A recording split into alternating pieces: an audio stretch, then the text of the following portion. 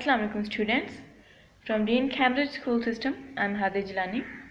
Today we are going to learn maths and it's our lecture number 6. In this lecture we will learn the number 5. We will learn the number 5. Look at this picture, students. How many kids are there? 1, 2, 3, 4, 5. 5 kids are there. Okay, we have also learned the spells of 5.